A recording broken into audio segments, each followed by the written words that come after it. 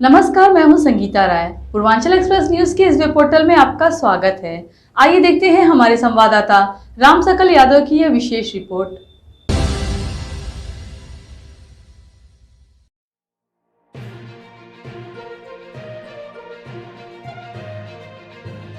आजमगढ़ कृषि विज्ञान केंद्र कोटवा पर आज भारतीय कृषि अनुसंधान परिषद नई दिल्ली द्वारा आयोजित अंतर्राष्ट्रीय श्री अन्न सम्मेलन का वर्चुअल प्रदर्शन तथा प्राकृतिक खेती के अवसर पर श्री अन्न पर एक दिवसीय कृषक प्रशिक्षण का आयोजन किया गया, जिसमें जनपद के विभिन्न गांवों से आए हुए लगभग 55 से अधिक किसान महिला और कृषि छात्रों ने भाग लिया।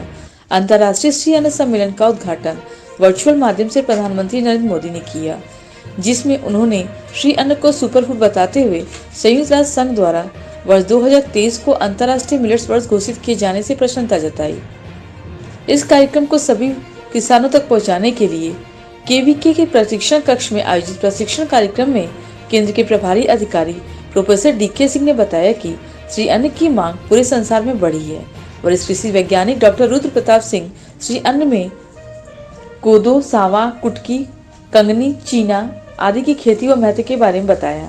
उन्होंने बताया कि धान गेहूं की अपेक्षा कम सिंचाई तथा उर्वरक के उपयोग से ही मिलेट की खेती कर सकते हैं।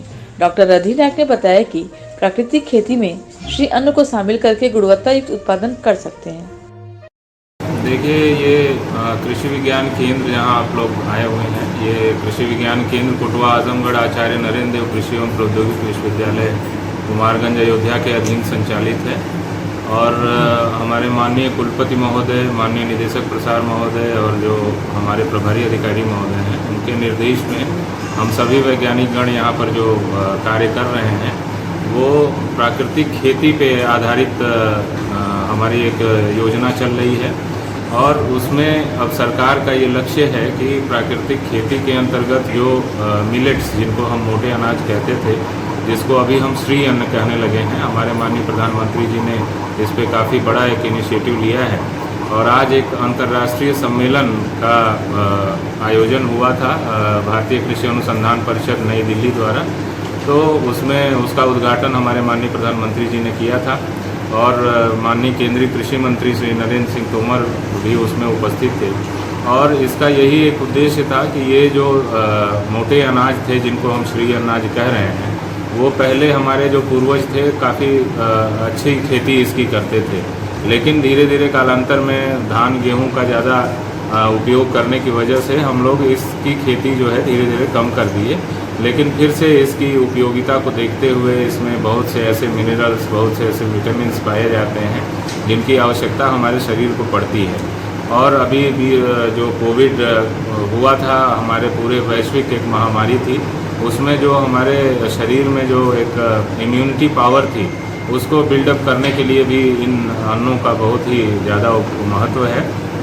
तो इसी का प्रचार प्रसार और लोकप्रिय फिर से बनाने के लिए इन श्री अन्नों को इस तरह के कार्यक्रम किए जा रहे हैं। और कृषि विज्ञान केंद्र भी इसमें लगातार सहभागी होकर और अपने किसानों को, जिले के किसानों को प्रेरित कर रहा है कि इन श्री अन्नों का फिर से वो अपने यहाँ उत्पादन करें और ज़्यादा से ज़्यादा अपने खाद्य पदार्थों में इसका उपयोग कर अपने शरीर को स्वस्थ बनाएं।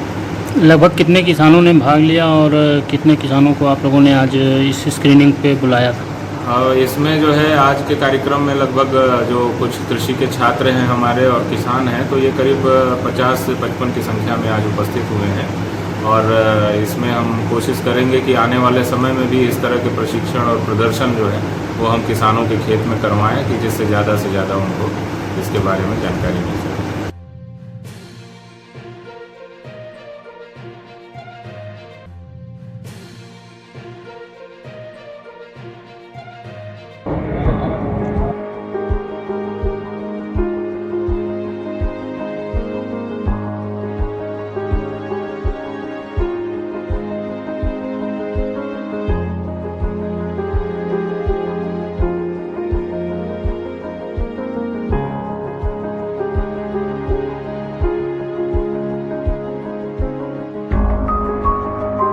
अगर आपको हमारी खबर पसंद आई हो तो हमारे चैनल को लाइक, सब्सक्राइब और शेयर जरूर करें।